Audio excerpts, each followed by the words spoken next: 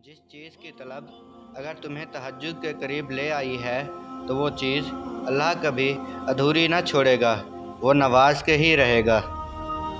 तहज्जुद इतनी कीमती है, अगर अल्लाह हमें ना देता तो हम कभी समझ ही नहीं पाते कि अल्लाह की मोहब्बत किसको कहते हैं। जिस कहानी की वजह से तुम तहज्जुद तक पहुंच जाओ, उस कहानी को अल्लाह पाक कैसे अधूरी छोड़ सकता है। तहज्जुद तो वो आखिरी मरहम है जिसके बाद कोई ज़ख़म ही नहीं लगता।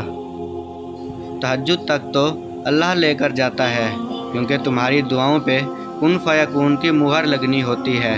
तभी तो कहते हैं तहज्जुद तो सफ़र है कुन से फ़यकून तक का। ऐ मेरे परवरदिगार, तुझे तेरी इज़्ज़त व वक़ार का वास्ता, पूरी दुनिया में जितने भी लोग वफ़ात पा चुके हैं उनकी मग़फ़िरत फरमा, उन्हें कब्र के अज़ाब से बचा।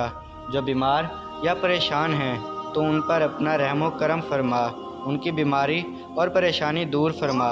ऐ मेरे परवरदिगार, तुझे तेरी बादशाहत का वास्ता, हमारे गुनाह माफ़ और अपना रहम व करम नाजिल फरमा। आमीन या रब्बुल आलमीन। ऐ अल्लाह, हम आपकी पनाह चाहते हैं हर बुरे दिन से, हर बुरी रात से, हर बुरी घड़ी से, हर बुरे लम्हे से, आने वाले वक्त की आफतों, बलाओं, मुसीबतों, परेशानियों, गमों, फ़िक्रों, दुखों और हर किस्म की बीमारियों से। ऐ अल्लाह, हमको हर लम्हे अपनी हिफ्ज़ व अमान अता फरमा। आमीन। कोई भी इंसान अपनी पाकीज़गी का दावा नहीं कर सकता। इंसान है ही ख़ता का पुतला। भूल से, गफलत से, जज्बात की शिद्दत और मोहब्बत के गुलबे की वजह से उससे गुनाह सरजद हो जाते हैं। लेकिन कामयाब पता है कौन है?